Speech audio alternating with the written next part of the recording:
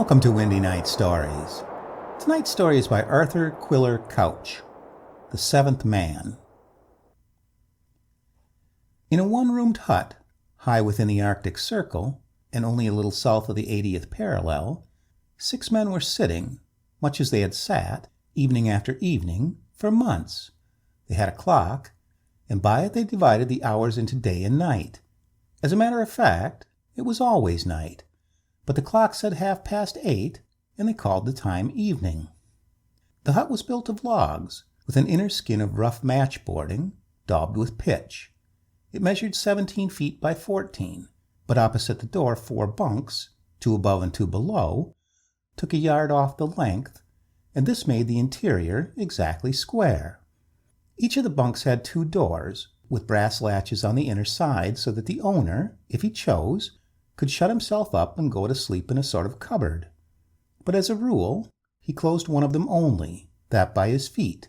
The other swung back, with its brass latch showing. The men kept these latches in a high state of polish. Across the angle of the wall, to the left of the door, and behind it when it opened, 3 hammocks were slung, one above another.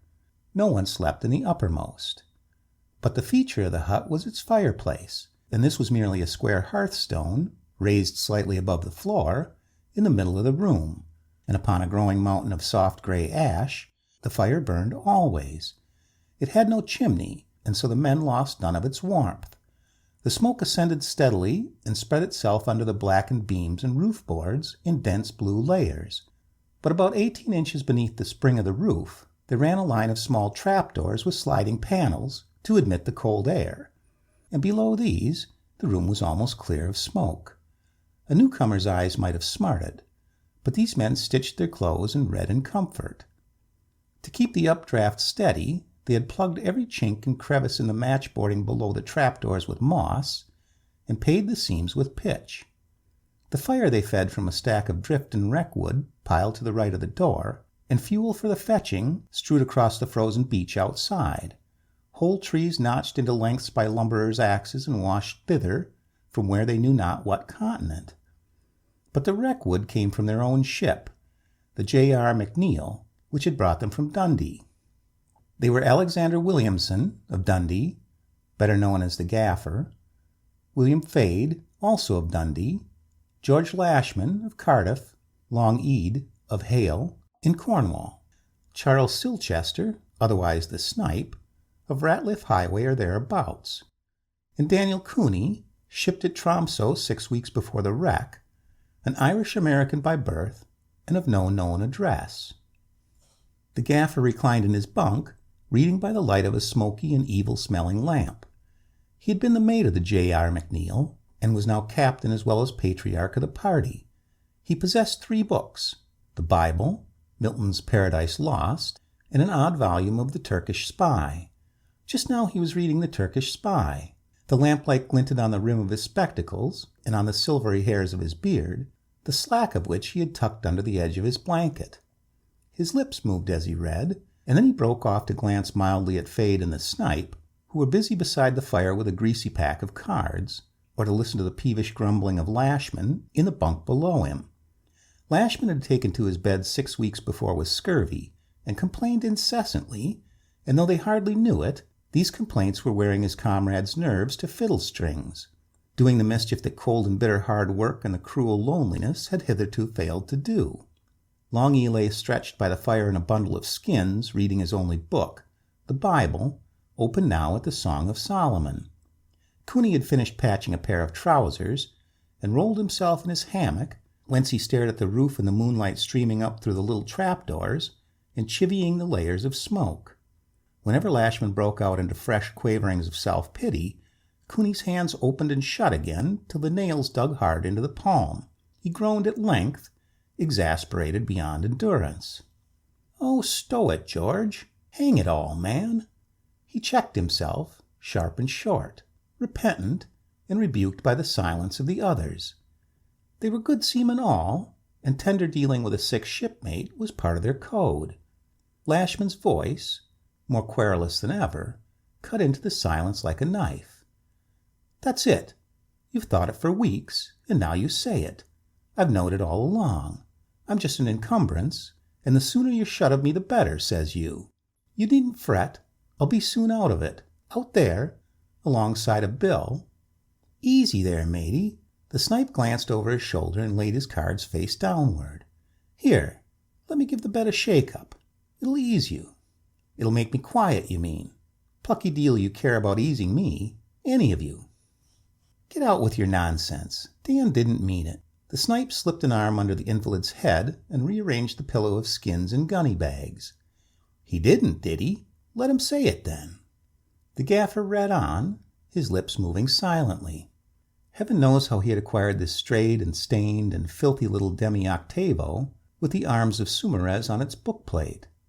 The 6th volume of letters writ by a Turkish spy, who had lived 45 years undiscovered at Paris, giving an impartial account to the divan at Constantinople of the most remarkable transactions of Europe, and discovering several intrigues and secrets of the Christian courts, especially that of France, etc., etc., written originally in Arabic, translated into Italian, and from thence into English by the translator of the 1st volume, the 11th edition, London, printed for G. Stratham and Ballard, and a score of booksellers, MDCCXLI.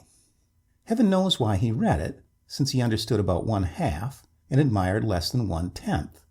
The Oriental reflection struck him as mainly blasphemous, but the gaffer's religious belief marked down 9/10 of mankind for perdition, which perhaps made him tolerant. At any rate, he read on gravely between the puffs of his short clay.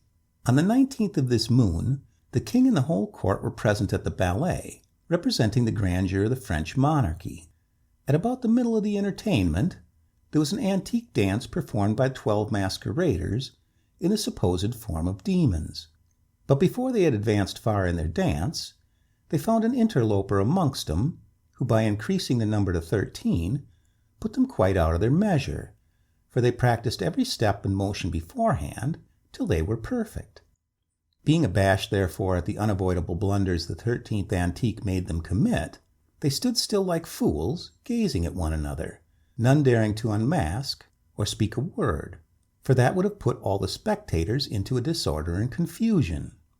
Cardinal Mazarini, who was the chief contriver of these entertainments to divert the king from more serious thoughts, stood close by the young monarch with the scheme of the ballet in his hand.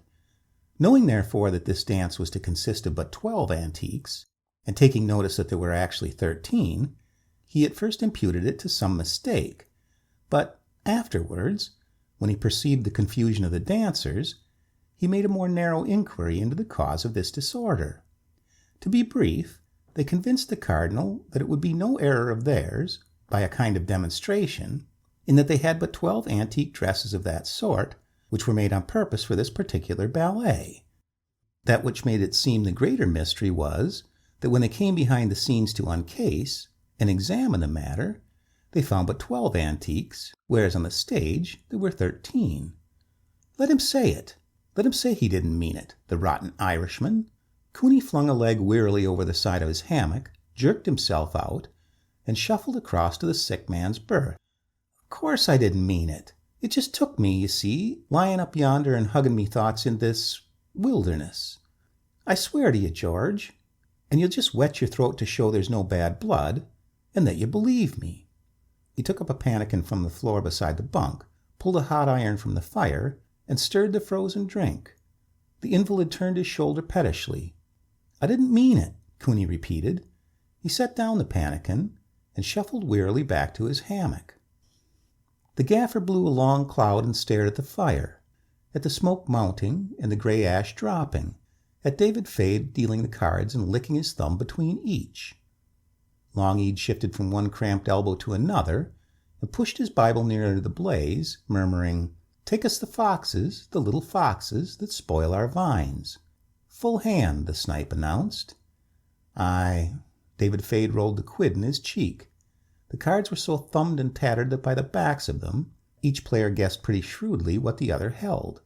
Yet they went on playing night after night, the snipe shrilly blessing or cursing his luck, the Scotsman phlegmatic as a bolster. "Play away, man. What ails ye?" he asked. The snipe had dropped both hands to his thighs and sat up, stiff and listening. Whist, outside the door. All listened. I hear nothing, said David, after 10 seconds. Hush, man, listen. There, again. They heard it now. Cooney slipped down from his hammock, stole to the door and listened, crouching, with his ear close to the jamb. The sound resembled breathing, or so he thought for a moment. Then it seemed rather as if some creature were softly feeling around the door, fumbling its coating of ice and frozen snow. Cooney listened. They all listened. Usually, as soon as they stirred from the scorching circle of the fire, their breath came from them in clouds. It trickled from them now in thin wisps of vapor. They could almost hear the soft gray ash dropping on the hearth. A log spluttered. Then the invalid's voice clattered in. It's the bears! The bears! They've come after Bill, and next it'll be my turn. I warned you. I told you he wasn't deep enough. Oh, Lord, have mercy, mercy. He pattered off into a prayer, his voice and teeth chattering. Hush, commanded the gaffer gently, and Lashman choked on a sob. It ain't bears, Cooney reported, still with his ear to the door. Leastways, we've had bears before. The foxes, maybe. Let me listen. Long-Eed murmured, Take us the foxes, little foxes. I believe you're right, the gaffer announced cheerfully. A bear would sniff louder, though there's no telling. The snow was falling an hour back, and I dare say 'tis pretty thick outside. If 'tis a bear, we don't want him fooling on the roof, and I misdoubt the drift by the north corner is pretty tall by this time. Is he there still? I felt something then, through the chink here, like a warm breath. It's gone now. Come here, Snipe, and listen. Breath, eh? Did it smell like bear? I don't know. I didn't smell nothing to notice. Here, put your head down close. The Snipe bent his head. At that moment the door shook gently. All stared, and saw the latch move up, and falteringly descend on the staple. They heard the click of it. The door was secured within by 2 stout bars. Against these there had been no pressure. The men waited in a silence that ached, but the latch was not lifted again. The Snipe, kneeling, looked up at Cooney. Cooney shivered and looked at David Fade. Long-Eed, with his back to the fire, softly shook his feet free of rugs. His eyes searched for the gaffer's face, but the old man had drawn back into the gloom of his bunk, and the lamplight shone only on a gray fringe of beard. He saw Long-Eed's look, though, and answered it quietly as ever. Take a brace of guns aloft, and fetch us a look around. Wait, if there's a chance of a shot. The trap works. I tried it this afternoon with a small chisel. Long-Eed lit his pipe, tied down the earpieces of his cap, lifted a light ladder off its staples, and set it against the roof beam. Then, with the guns under his arm, quietly mounted. His head and shoulders wavered and grew vague to sight in the smoke wreaths. Heard anything more? He asked. Nothing since, answered the Snipe. With his shoulder, Long-Eed pushed open the trap. They saw his head framed in a panel of moonlight, with one frosty star above it. He was wriggling through. Pitch him up a sleeping bag, somebody, the gaffer ordered, and Cooney ran with one. Thank ye, mate, said Long-Eed, and closed the trap. They heard his feet stealthily crunching on the frozen stuff across the roof. He was working towards the eaves overlapping the door. Their breath tightened. They waited for the explosion of his gun. None came. The crunching began again. It was heard down by the very edge of the eaves. It mounted to the blunt ridge overhead, then it ceased. He will not have seen aught, David Fade muttered. Listen, you. Listen by the door again. They talked in whispers. Nothing. There was nothing to be heard. They crept back to the fire and stood there warming themselves, keeping their eyes on the latch. It did not move. After a while, Cooney slipped off to his hammock, Fade to his bunk, alongside Lashman's. The gaffer had picked up his book again. The Snipe laid a couple of logs on the blaze and remained beside it, cowering, with his eyes stretched out as if to embrace it. His shapeless shadow wavered up and down the bunks behind him, and, across the fire, he still stared at the latch. Suddenly the sick man's voice quavered out. "It's not him they want. It's Bill. They're after Bill out there. That was Bill trying to get in. Why didn't you open? It was Bill, I tell you." At the first word the snipe had wheeled right about face, and stood now, pointing, and shaking like a man with ague. "Matey, for the love of God." "I won't hush. There's something wrong here tonight. I can't sleep. It's Bill, I tell yer. See his poor hammock up there shaking." Cooney tumbled out with an oath and a thud. "Hush it, you white-livered swine. Hush it, or by—" His hand went behind him to his knife sheath. "Dan Cooney." The gaffer closed his book and leaned out. "Go back to your bed." "I won't, sir, not unless—" "Go back. Flesh and blood. Go back." And for the third time that night, Cooney went back. The gaffer leaned a little farther over the edge and addressed the sick man. "George, I went to Bill's grave not 6 hours agone. The snow on it wasn't even disturbed. Neither beast nor man, but only God, can break up the hard earth he lies under. I tell you that, and you may lay to it. Now go to sleep." Long Ede crouched on the frozen ridge of the hut, with his feet in the sleeping bag, his knees drawn up, and the 2 guns laid across them. The creature, whatever its name, that had tried the door, was nowhere to be seen, but he decided to wait a few minutes on the chance of a shot, that is, until the cold should drive him below. For a moment the clear tingling air was doing him good. The truth was, Long Ede had begun to be afraid of himself, and the way his mind had been running for the last 48 hours upon green fields and visions of spring. As he put it to himself, something inside his head was melting. Biblical texts shattered within him like running brooks, and as they fleeted, he could almost smell the blown meadow scent. "Take us the foxes, the little foxes, for our vines have tender grapes, a fountain of gardens, a well of living waters, and streams from Lebanon. Awake, O north wind, and come, thou south. Blow upon my garden, that the spices thereof may flow out." He was light-headed, and he knew it. He must hold out. They were all going mad, were, in fact, 3 parts crazed already, all except the gaffer, and the gaffer relied on him as his right-hand man. One glimpse of the returning sun, one glimpse only, might save them yet. He gazed out over the frozen hills and northward across the ice-pack. A few streaks of pale violet, the ghost of the aurora, fronted the moon. He could see for miles. Bear or fox, no living creature was in sight. But who could tell what might be hiding behind any one of 1,000 hummocks? He listened. He heard the slow grinding of the ice-pack off the beach. Only that. "Take us the foxes, the little foxes." This would never do. He must climb down and walk briskly, or return to the hut. Maybe there was a bear, after all, behind one of the hummocks, and a shot, or the chance of one, would scatter his head clear of these tomfooling notions. He would have a search round. What was that moving? On a hummock, not 500 yards away. He leaned forward to gaze. Nothing now, but he had seen something.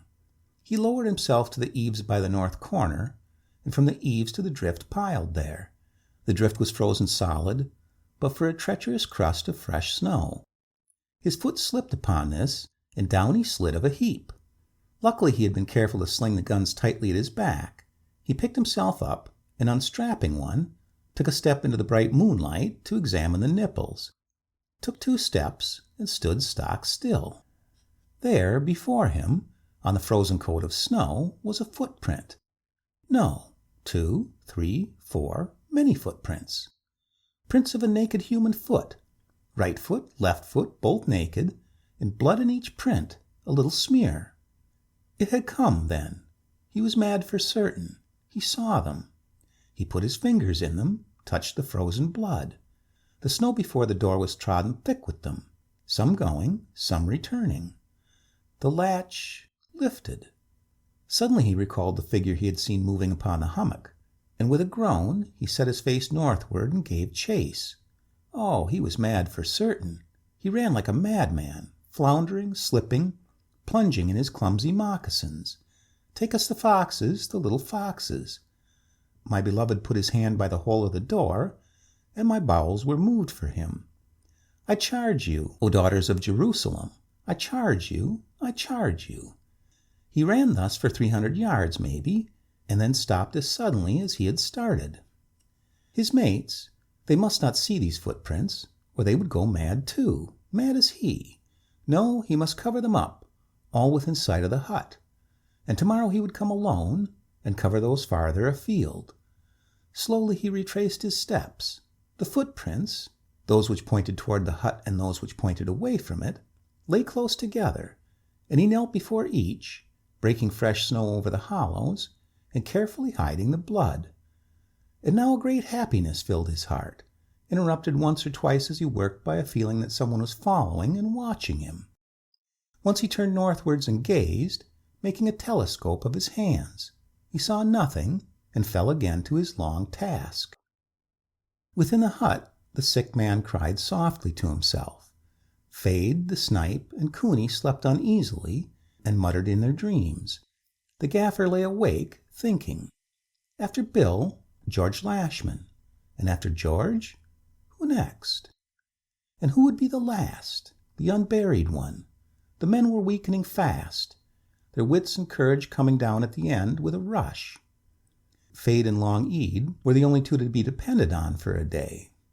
The gaffer liked Long Ead, who was a religious man.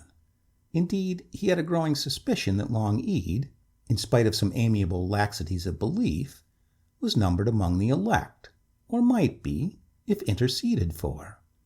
The gaffer began to intercede for him silently, but experience had taught him that such wrestlings, to be effective, must be noisy, and he dropped off to sleep with a sense of failure. The snipe stretched himself, yawned, and awoke. It was 7 a.m, time to prepare a cup of tea. He tossed an armful of logs on the fire, and the noise awoke the gaffer, who at once inquired for Long Ead. He had not returned. "Go you up to the roof. The lad must be frozen." The snipe climbed up the ladder, pushed open the trap, and came back, reporting that Long Ead was nowhere to be seen. The old man slipped a jumper over his suits of clothing, already 3 deep, reached for a gun, and moved to the door. "Take a cup of something warm to fortify," the snipe advised. "The kettle won't be 5 minutes boiling." But the gaffer pushed up the heavy bolts and dragged the door open. "What in the— Here, bear a hand, lads." Long Ead lay prone before the threshold, his outstretched hands almost touching it, his moccasins already covered out of sight by the powdery snow which ran and trickled incessantly, trickled between his long, disheveled locks, and over the backs of his gloves, and ran in a thin stream past the gaffer's feet. They carried him in and laid him on a heap of skins by the fire. They forced rum between his clenched teeth, and beat his hands and feet, and kneaded and rubbed him. A sigh fluttered on his lips, something between a sigh and a smile, half seen, half heard. His eyes opened, and his comrades saw that it was really a smile. "What cheer, mate?" It was the snipe who asked. I seen—" The voice broke off, but he was smiling still. What had he seen? Not the sun, surely. By the gaffer's reckoning, the sun would not be due for a week or 2 yet. How many weeks he could not say precisely, and sometimes he was glad enough that he did not know. They forced him to drink a couple of spoonfuls of rum, and wrapped him up warmly. Each man contributed some of his own bedding. Then the gaffer called to morning prayers, and the 3 men dropped on their knees with him. Now, whether by reason of their great joy at Long Ead's recovery, or because the old man was in splendid voice, they felt their hearts uplifted that morning with a cheerfulness they had not known for months. Long Ead laid and listened dreamily while the passion of the gaffer's thanksgiving shook the hut. His gaze wandered over their bowed forms. The gaffer, David Fade, Dan Cooney, the snipe, and George Lashman in his bunk, of course, and me.